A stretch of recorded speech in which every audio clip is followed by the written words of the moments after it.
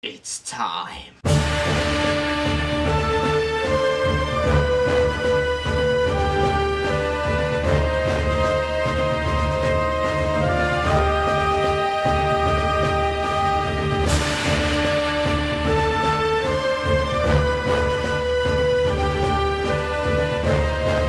I'm back. What's up, guys, and welcome to another episode of the SNES Geek Show. In today's episode, I'm going to review Mario and Sonic at the Olympic Games for Nintendo Wii. Now, you will notice that this game review is a bit shorter than the previous, but that's because I was overestimating how much there actually was to talk about this game.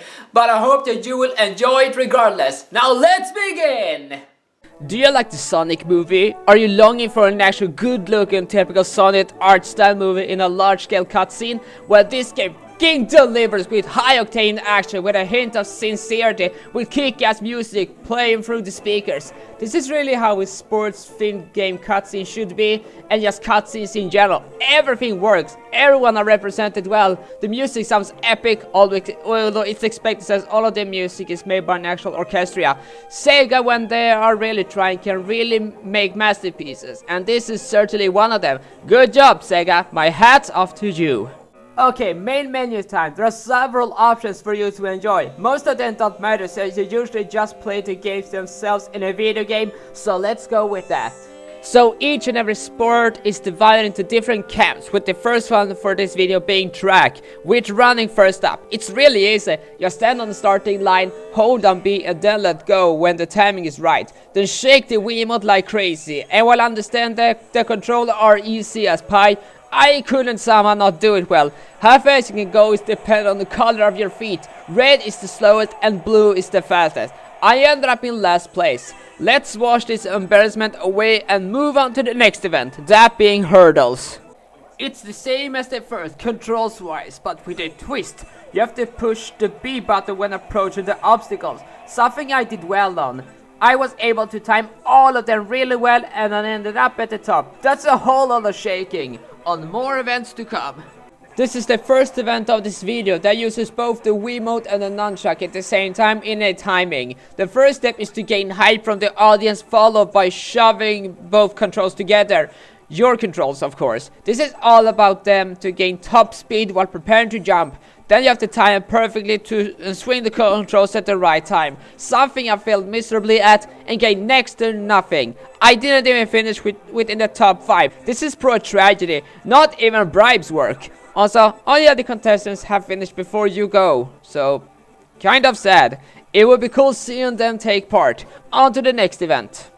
Let's move on to long jump. Shake the Wiimote and nunchuck again to build up speed and time the jump at the perfect spot to get as far as possible.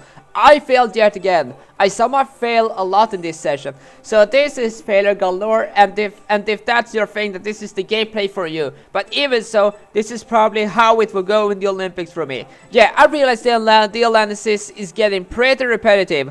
All of the events are all the same. Shake the Wiimote in different ways. While it may seem to be a complaint, it comes down to how it turns out in the end. If it's badly done, it's awful. If it's done well, they deserve a pat on the back. Yeah, I just realized this is a really pointless video to do, especially when you talk about the variety of minigames.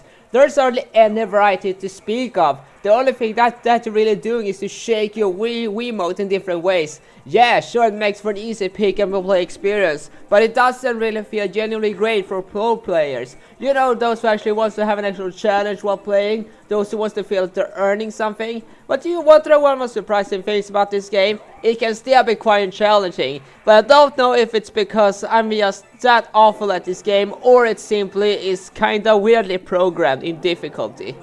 But of course, you are not supposed to be hyped by the minigame collection itself. You are supposed to be hyped for the core gimmick of this entire game, that being crossover between Nintendo and Sega characters. So this game features a total of 16 characters from Sonic the Hedgehog and Nintendo's franchises. Actually, one of the things that I've realized going into this game review, there's hardly anything to say about it. What you see is what you get. Just a minigame collection with a Sonic and Nintendo skin above it. The one thing that you do is just shake the Wiimote in different ways, but it doesn't really alternate how the game actually plays. It just has a different skin all over it, And while that may turn off some people, it's actually not a bad thing, especially for this game. You want to be able to actually pick up and play it anywhere and at any point. This is meant to be a multiplayer game, not necessarily a single player game.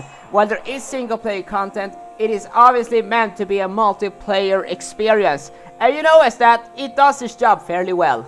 One other game which came out the same year, Mario Party 8, was praised for having lots of variety in its minigames and in its controls. However, this one wasn't really praised for that very aspect. And you know, right next to that, this game doesn't actually excel in any aspect. It just has a Nintendo and Sega skin, and that's what's really appealing about it. I gotta say this, at least this game was able to build up upon the sequels, which are 10 times better than this one, as there are lots more variety. So I cannot really say it's a bad game, just not as great as the later games. But honestly, you are better off just playing them instead of just this one. Of course, you can play this one to see where it all began. However, the later games in this franchise just improves upon a lot of what this one introduced. So do I recommend playing this game? Well, really only for historical purposes. The later games are just better in almost every aspect. Thank you so much for watching this video. The views on this channel has begun to grow exponentially, and I'm oh so grateful for that. If you like to see more of me and my videos, then consider subscribing and leaving a like. And right now on the screen you will see links to the previous videos I've done. Thank you so much once again for watching, and see you later!